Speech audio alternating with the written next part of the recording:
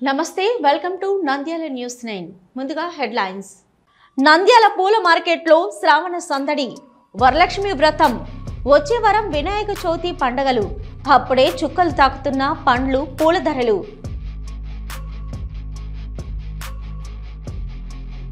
నంద్యాల జిల్లా ఆత్మకూరులో వడ్డీ వ్యాపారస్తుల నుంచి ప్రాణహాని ఉంది మాకు ప్రాణరక్షణ కల్పించండి ఎస్పీ సార్ని వేడుకున్న దంపతులు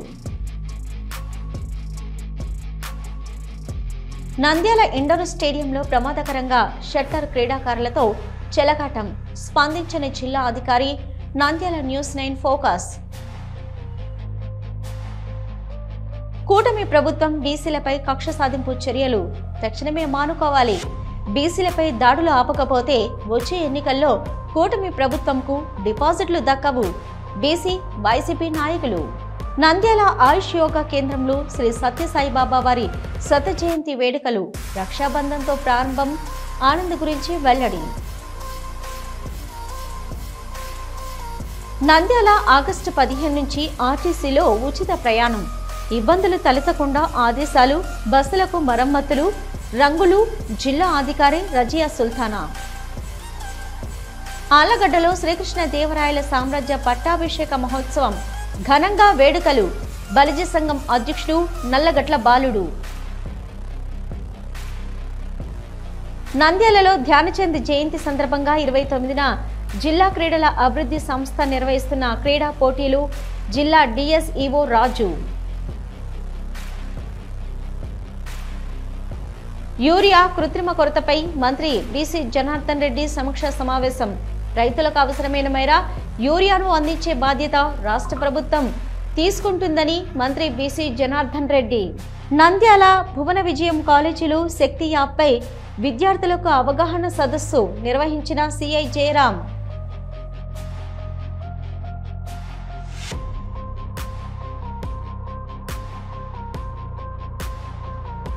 నంద్యాల పట్టణంలో శ్రావణ మాసం సందడి వచ్చేసింది నంద్యాల బస్టాండ్ వద్ద పూల మార్కెట్లో శ్రావణ సందడి మొదలైంది ఈ నెల 8వ తేదీ వరలక్ష్మి వ్రతం ఇదే నెల 27వ తేదీ వినాయక చవితి ఉండడంతో మార్కెట్ కళకళలాడుతుంది సాధారణంగా వరలక్ష్మి వ్రతం ఆగస్టు నెలలో వస్తే వినాయక చవితి సెప్టెంబర్ మాసంలో వస్తుంది ఇలా రెండు పండుగలు ఒకే నెలలో రావడం శ్రావణ మాసం పేరు చెప్పి ఇప్పటి నుంచే పువ్వులు పండ్లు ధరలకు రెక్కలు వచ్చేశాయి కొన్ని రోజుల క్రితం వరకు కేజీ 250 రూపాయల నుంచి 300 ఉంటే చామంతి పూల ధరలు ఒక్కసారిగా పెరిగిపోయాయి ప్రస్తుతం మార్కెట్లో కేజీ చామంతి ధరలు 450 నుంచి 500 వరకు విక్రయాలు జరుపుతున్నారు దీంతో రిటైల్ ధరలు చుక్కలను తాకేలా పెరిగిపోయాయి గతంలో 20 రూపాయలకు చామంతి పూలు ఇవ్వమంటే కనీసం 15 నుంచి 20 పూల వరకు వచ్చేవి ఇప్పుడు ఆ పరిస్థితి లేదు 20 రూపాయలకు చామంతి పూలు కావాలంటే కనీసం 10 పూలు కూడా రాని పరిస్థితి నెలకొంది ఇక మల్లెపూలు కనకంబరాలు ధరలు కూడా ఇలానే ఉన్నాయి మొన్నటి వరకు మూర 40 రూపాయలు అమ్మే మల్లెపూలు ప్రస్తుతం రిటైల్లో 80 రూపాయల వరకు విక్రయాలు సాగిస్తున్నారు కనకంబరాల పరిస్థితి ఇలాగే ఉంది మూర 30 రూపాయలు అదనంగా వేసి అమ్మకాలు సాగిస్తున్నారు ఇక పండ్ల ధరలు కూడా ఆకాశాన్ని తాకుతున్నాయి గతంలో 100 రూపాయలు 5 దానిమ్మకాయలు ఇచ్చేవారు ఇప్పుడు 3 కూడా రావడం లేదు యాపిల్ కూడా సైజును బట్టి భారీ స్థాయిలో అమ్మకాలు జరుగుతున్నాయి 500 రూపాయలు పట్టుకెళ్తే కనీసం అవసరమైన పండ్లు వచ్చే పరిస్థితి లేదు ధరలు అమాంతంగా పెరగడంతో వినియోగదారులు బెంబెలెత్తిపోతున్నారు ఇప్పుడే ఇలా ఉంటే పండుగ దగ్గరలో పూలు పండ్లు కొనే పరిస్థితి ఉంటుందా అంటూ పెదవి విరుస్తున్నారు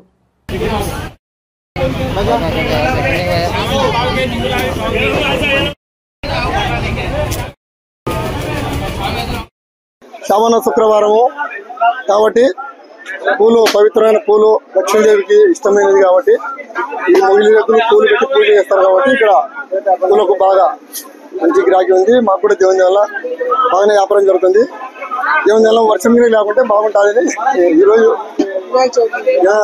వినాయక చవితి కూడా ఇలాగే బాగా జరగాలని కోరుకుంటున్నాం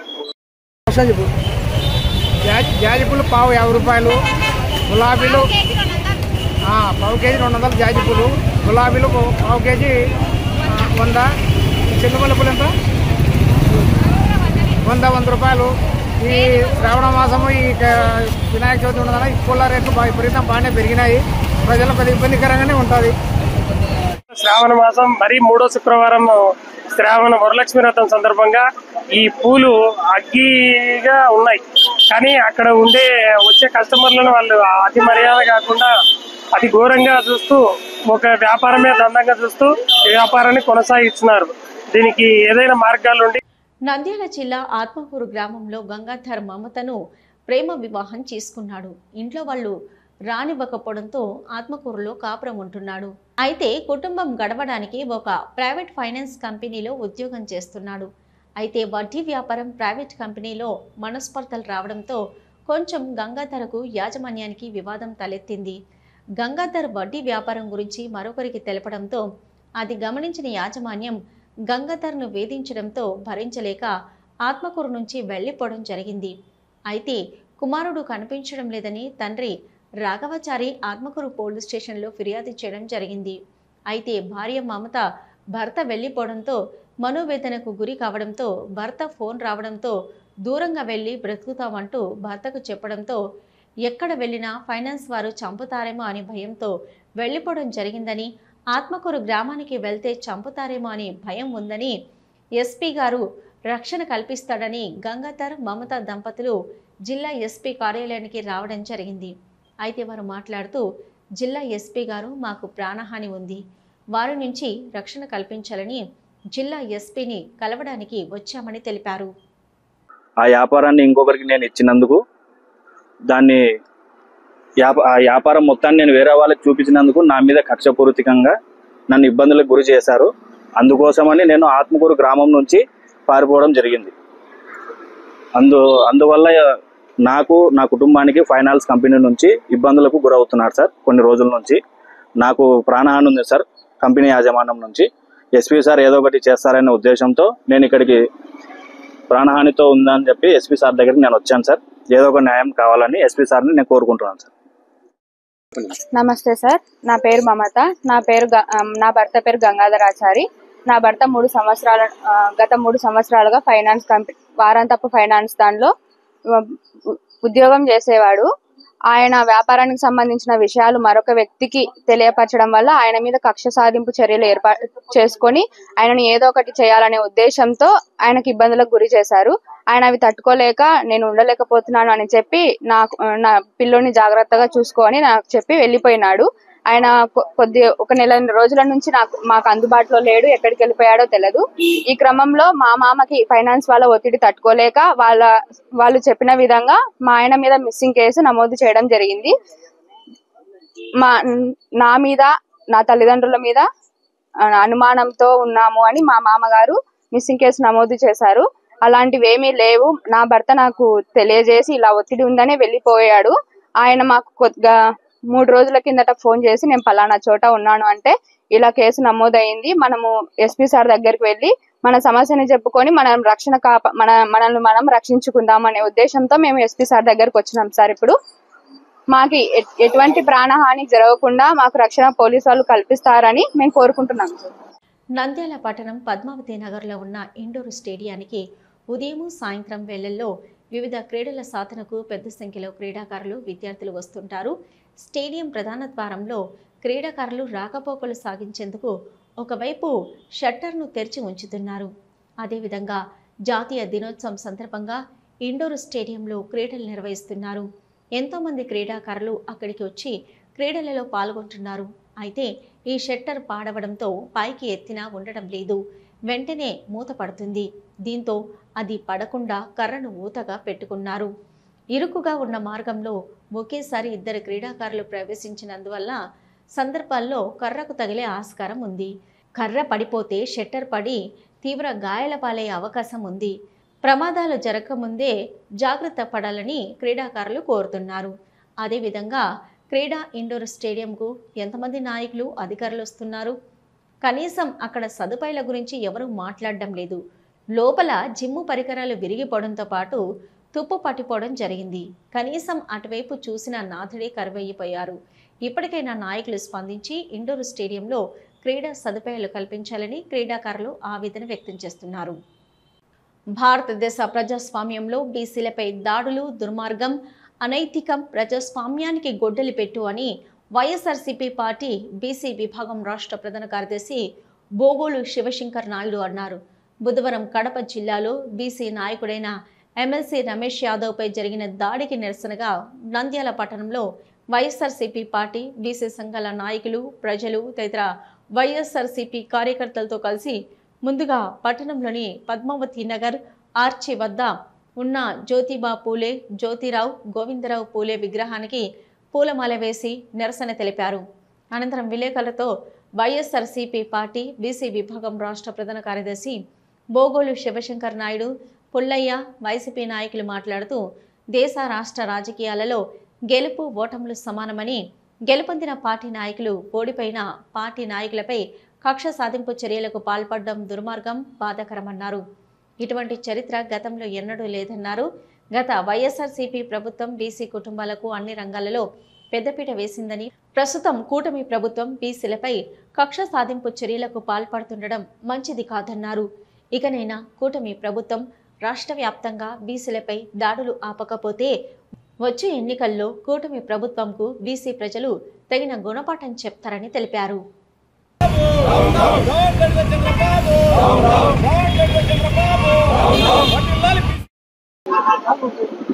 నా పేరు గోపురం పుల్లయ్య యాదవ్.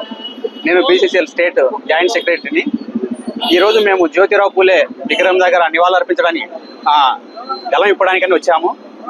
ఎందుకంటే జ్యోతిరావు పూలే గారు ఆశయాలతో మా నాయకుడు రమేష్ యాదవ్ గారు, మన రాష్ట్ర బీసీసీఎల్ రాష్ట్ర అధ్యక్షుడు రమేష్ యాదవ్ గారు ముందుకు నడుస్తూ ఉంటే ఈరోజు బీసీల పైన దాడి చేయడం అనేది ఎంతవరకు కరెక్టో తెలియడం లేదు. ఇది వ్యక్తిపై దాడి కాదు, బీసీ సమాజం పైన దాడిగా మేము అనుకుంటున్నాము. బీసీలు ఎప్పుడు పైకి వస్తానంటే ఇట్లా దాడులు చేయడం ఇది కరెక్ట్ కాదు. బీసీలను ఇప్పుడు మొన్న కృష్ణా జిల్లాలో ఉప్పాల హారిక దంపతులపైన దాడి, అదే ఉప్పాల హారిక దంపతుల మీద మా రమేష్ యాదవ్ గారు పోరాడడం చూసి ఈరోజు ఓడ్చుకోలేక ఈరోజు పులివెందులలో మా రమేష్ యాదవ్ గారి దాడి చేయడం జరిగింది. ఇది ఎంతవరకు సమంజసం? ఇది కరెక్ట్ కాదు. సమాజంలో బీసీ నాయకత్వం అనేది ఉండాలి. బీసీ నాయకత్వాన్ని అణగతొక్కే ప్రయత్నం జరుగుతూ ఉంది. దీన్ని మేము తీవ్రంగా ఖండిస్తూ ఉన్నాము. ఈ విషయాన్ని వెంటనే ప్రభుత్వం వారు చర్యలు తీసుకొని కఠినమైన చర్యలు తీసుకొని వాళ్ళు అరెస్ట్ చేయాల్సిందిగా మేము కోరుకుంటున్నాము. ఈరోజు చంద్రబాబు నాయుడు గారు ఎలక్షన్లలో బీసీలకు రక్షణ చట్టం తీసుకొస్తానని చెప్పడం జరిగింది. రక్షణ చట్టం అంటే ఇదేనా? బీసీలపై దాడులు చేయడమేనా రక్షణ చట్టం అంటే? ప్రజాప్రతినిధుల వాళ్ళు ఒక జడ్పీ చైర్పైన దాడి జరిగింది. ఈరోజు ప్రజెంట్ ఎమ్మెల్సీ రమేష్ యాదవ్ గారి పైన దాడి జరిగింది. ఇలా దాడులు చేస్తే మా లాంటి చిన్న స్థాయి నాయకుల పరిస్థితి ఏంటి? గ్రామ స్థాయిలో బీసీల పరిస్థితి ఏంది? బీసీల ఓట్లతో ఈరోజు మీరు గద్దెనెక్కిన వాళ్ళు ఈరోజు మీరు చేసే పని ఏంది? దీన్ని మీరు ప్రభుత్వం వారు గుర్తించాలా. బీసీలకు రక్షణ చట్టం కల్పించడం దేవుడికెరుగు. కనీసం ప్రజాప్రతినిధులకే రక్షణ లేకుండా పోయిన కాలంలో మనం బతుకుతా ఉన్నాము. దయచేసి దీన్ని అర్థం చేసుకొని ప్రభుత్వం వారు వెంటనే వాటిపై కఠిన చర్యలు తీసుకొని అరెస్ట్ చేయాల్సిందిగా మేము మా బీసీ సెల్ తరపున మేము కోరుకుంటున్నాము. భగవాన్ శ్రీ సత్యసాయి బాబా వారి శత జయంతి వేడుకలు పురస్కరించుకొని నంద్యాల పట్టణం నందలి మున్సిపల్ పార్కులో గల ఆయుష్ యోగా కేంద్రం నందు వ్యవస్థాపకులు ఖండే ఆనంద్ గురూజీ ఆధ్వర్యంలో 9వ తేదీన శనివారం ఉదయం 11 గంటలకు రక్షాబంధన్ కార్యక్రమం ఏర్పాటు చేయడమైంది. ఈ సందర్భంగా ఖండే ఆనంద్ గురూజీ గారు మాట్లాడుతూ నవంబర్ 23 నాటికి భగవాన్ శ్రీ సత్యసాయి బాబా వారు అవతరించి 100 సంవత్సరాలు అవుతుంది. కాబట్టి ఆయుష్ యోగా కేంద్రం నందు యోగా సభ్యులు, దాతలు, సత్యసాయి భక్తులు మొదలగు వారిచే భగవాన్ సత్యసాయి చెప్పిన విధంగా అందరినీ ప్రేమించండి, అందరినీ సేవించండి అన్న నినాదంతో స్వామి అడుగుజాడల్లో నడుస్తూ స్వామి సత్య జయంతి సందర్భంగా 100 రోజులు 100 సేవా కార్యక్రమాలు, 100 సత్సంగంలు, 100 భజనలు ప్రతిరోజు ఏర్పాటు చేయడమైందని తెలిపారు. ఓం శ్రీ సాయిరామ్. భగవాన్ శ్రీ సత్యసాయి బాబా వారి శత జయంతి వేడుకల సందర్భంగా మున్సిపల్ పార్క్ నందలి ఆయుష్ యోగా కేంద్రంలో ఈ శనివారం అనగా 9వ తేదీ రక్షాబంధన్ కార్యక్రమంతో ఈ శత జయంతి వేడుకలను ప్రారంభిస్తున్నాం. ఈ శత జయంతి వేడుకల సందర్భంగా స్వామి జన్మదినం నవంబర్ 23 వరకు కూడా యోగా కేంద్రంలో ప్రతిరోజు ఇక్కడ సత్సంగము, భజన, అలాగే 100 సేవా కార్యక్రమాలు ఇక్కడ చేయడం జరుగుతుంది. అనగా 100 సేవా కార్యక్రమాలంటే ఈ 100 సేవా కార్యక్రమాల్లో కుటుంబిషన్ల పంపిణీ, ట్రైసైకిళ్ళు, మహిళలకు స్కూళ్ళకి వెళ్ళే పిల్లలకు మామూలు సైకిళ్ళు, అలాగే గర్భిణీ స్త్రీలకు శ్రీమంతాలు, కంటి ఆపరేషన్లు, రక్తదాన శిబిరాలు, ప్రెగ్నెంట్ లేడీస్కి మెడికల్ కిట్స్, అలాగే పేద విద్యార్థులు చదువుకునేటందుకు వాళ్ళకు స్కూల్ ఫీజులు, ఇలా రకరకాల కార్యక్రమాలతో ఇక్కడ ఏర్పాటు చేస్తున్నాం. అంతేకాకుండా కొన్ని వృద్ధాశ్రమాల్లో, అనాథాశ్రమాల్లో వికలాంగులకు కావలసిన నిత్యావసర వస్తువులను కూడా ఈ శత జయంతి వేడుకల్లో వాటిని కూడా ఏర్పాటు చేస్తున్నాం. ఆర్టీసీ బస్సుల్లో మహిళల ఉచిత ప్రయాణానికి అన్ని ఏర్పాట్లు జోరుగా సాగుతున్నాయి. ఏదైనా గుర్తింపు కార్డు చూపితే చాలు బస్సుల్లో మహారాణుల్లా ఉచితంగా ప్రయాణించవచ్చు. ఎన్నికల ముందు ఎన్డీఏ కూటమి ఇచ్చిన హామీల్లో భాగంగా ఈ నెల 15వ తేదీ నుంచి ఆర్టీసీ బస్సుల్లో మహిళలకు ఉచిత ప్రయాణం అందించేందుకు రంగం సిద్ధం చేసింది. నంద్యాల ఆర్టీసీ డిపోలో ఆగస్టు 15వ తేదీ ప్రభుత్వం ఏర్పాటు చేసిన ఉచిత బస్సు సౌకర్యం కోసం పల్లె వెలుగు బస్సులు రంగులు వేసి అందంగా తీర్చిదిద్దడం జరిగింది. ఈ సందర్భంగా జిల్లా ప్రజా రవాణా శాఖ అధికారి రజియా సుల్తాన్ మాట్లాడుతూ ప్రభుత్వ ఆదేశాల మేరకు ఆగస్టు 15వ తేదీ నుంచి మహిళలకు ఉచితంగా బస్సు సౌకర్యం ఏర్పాటు చేస్తున్నామని, డిపోలో బస్సులకు రంగులు వేయడం జరిగిందని, మహిళలకు బస్సులు ఎలాంటి ఇబ్బంది లేకుండా అన్ని ఏర్పాట్లు సదుపాయాలు కల్పించామని తెలిపారు. ఆళ్లగడ్డ పట్టణంలో గురువారం శ్రీకృష్ణ దేవరాయలు సామ్రాజ్య పట్టాభిషేక మహోత్సవం వేడుకలను ఘనంగా నిర్వహించారు. ఈ సందర్భంగా తాలూకా బలిజ సంఘం అధ్యక్షుడు నల్లగట్ల బాలుడు ఆధ్వర్యంలో స్థానిక జూనియర్ కళాశాల సమీపంలోని శ్రీకృష్ణ దేవరాయల విగ్రహానికి పూలమాలలు వేసి నివాళులర్పించారు. అనంతరం స్థానిక ఎద్దుల పాపమ్మ ప్రభుత్వ జూనియర్ కళాశాల నుంచి 4 రోడ్ల సర్కిల్ వరకు ర్యాలీ నిర్వహించారు. కార్యక్రమంలో ప్రముఖ వైద్యులు డాక్టర్ ఎంవి ప్రసాద్, ఆళ్లగడ్డ మండల అధ్యక్షులు పాంపల్లి మద్దులేటి, ఆళ్లగడ్డ నియోజకవర్గ జనసేన పార్టీ సమన్వయకర్త మైలేరి మల్లయ్య, ఆర్టిగారి నరసింహులు, చిన్న వెంకట సుబ్బయ్య, పెద్ద వెంకట సుబ్బయ్య, గుత్తి నరసింహులు, పాంపల్లి మద్దిలేటి, సిసి రామదాసు, ఉల్లి వెంకట సుబ్బరాయుడు, కొల్లం పుల్లయ్య, సిద్ధి నారాయణ, సిద్ధి సత్యం, శీలంశెట్టి ఈశ్వరయ్య, ఆకుల నడిపి వెంకట సుబ్బయ్య, ఆళ్లగడ్డ నియోజకవర్గ బలిజ సంఘ నాయకులు, కుటుంబ సభ్యులు పెద్ద ఎత్తున పాల్గొన్నారు.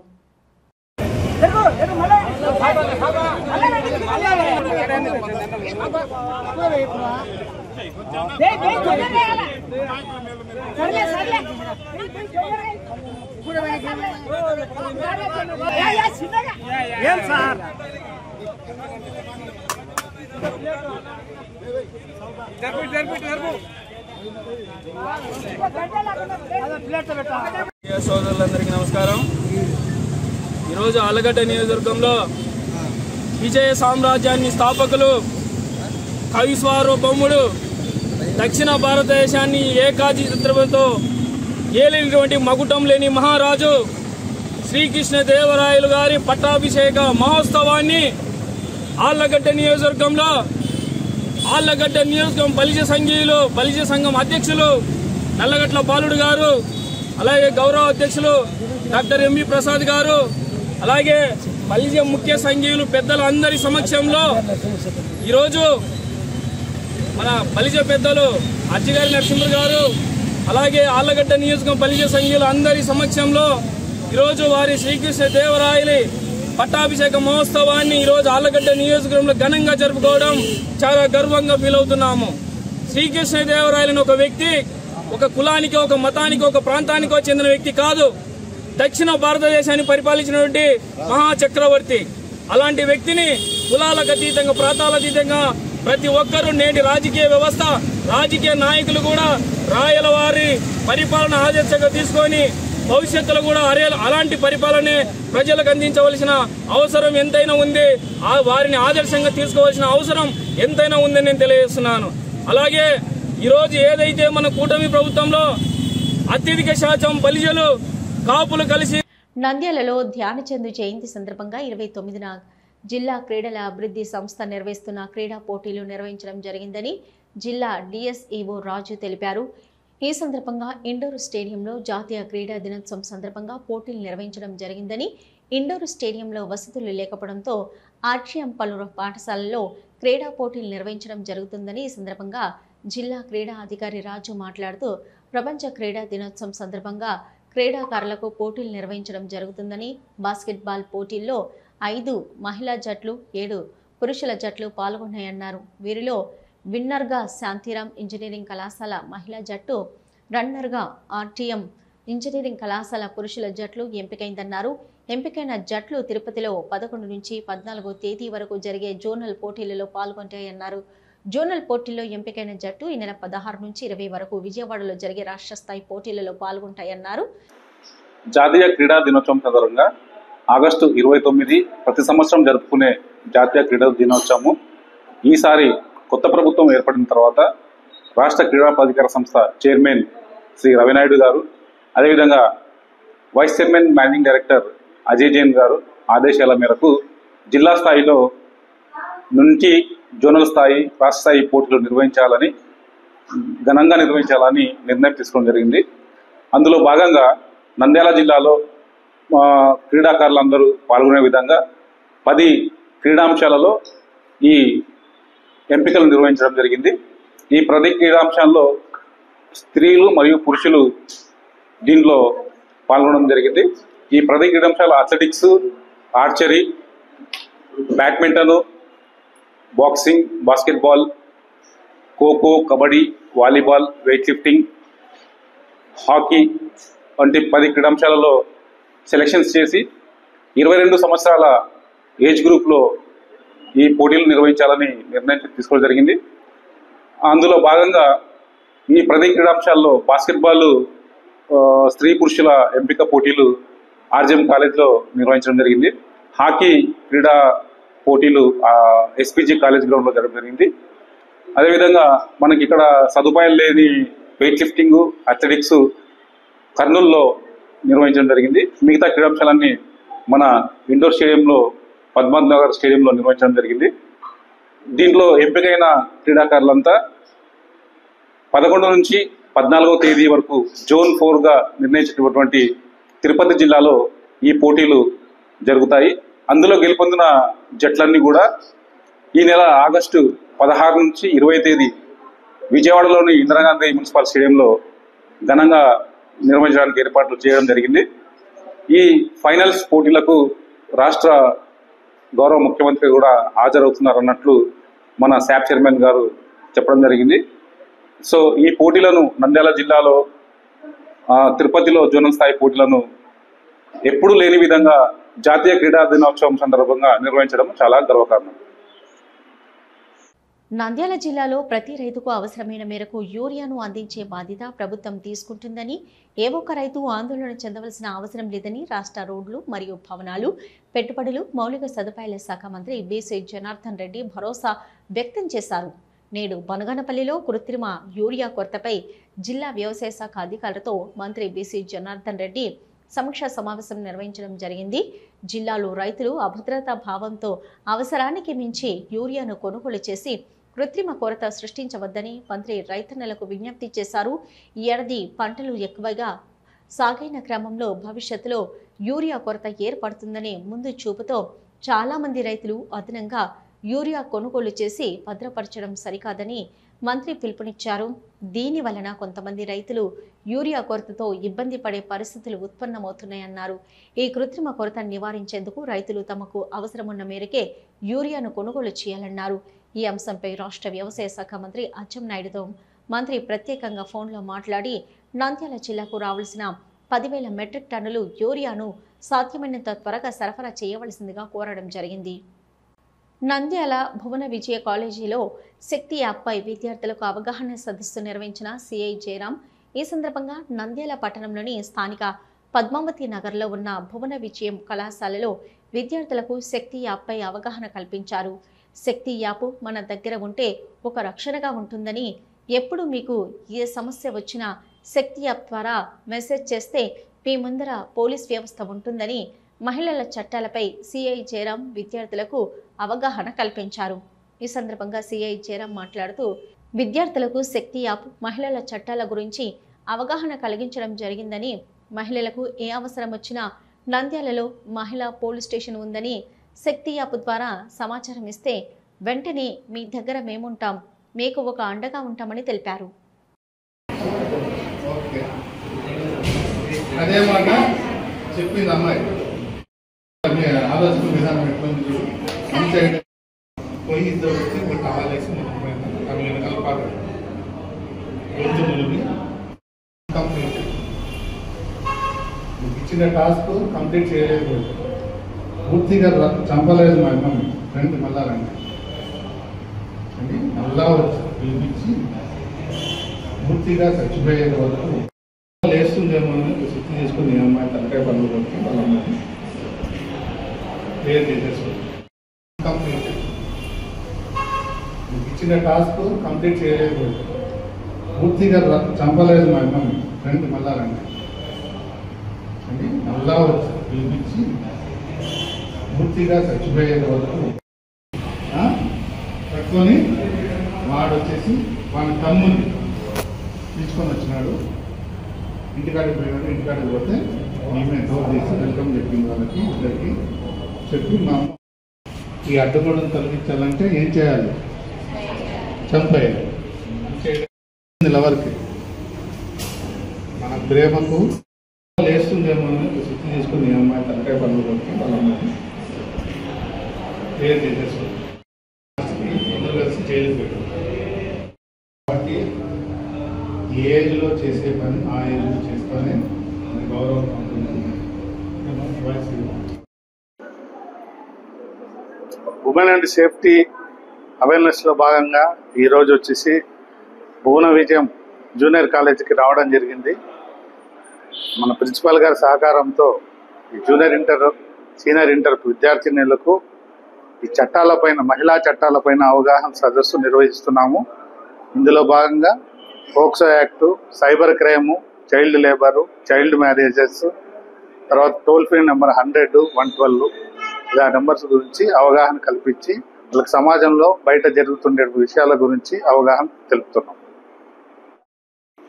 నేడు మా భువన విజయం జూనియర్ కళాశాలలో ఇంటర్మీడియట్ చదువుతున్నటువంటి విద్యార్థినులకు పోలీస్ డిపార్ట్మెంట్ వారు వచ్చేసి లిసా యాక్ట్, అదేవిధంగా శక్తి యాప్ అనేటువంటి అంశాలపైన, అదేవిధంగా చట్టపరంగా వచ్చేసి మహిళలకు వచ్చేసి ప్రభుత్వం చేపడుతున్నటువంటి అనేక రకాలైనటువంటి రక్షణ విధానాల గురించి డిపార్ట్మెంట్ తరఫున వచ్చినటువంటి సిఐ సార్ గారికి, అదేవిధంగా వాళ్ళ బృందానికి కూడా ఈ యొక్క అంశాలపైన అవగాహన కల్పించినందుకు కళాశాల తరఫున హృదయపూర్వక ధన్యవాదాలు తెలియజేసుకుంటున్నాను. Thank you. ఇవి ఇప్పటివరకున్న నంద్యాల న్యూస్ 9. నమస్తే.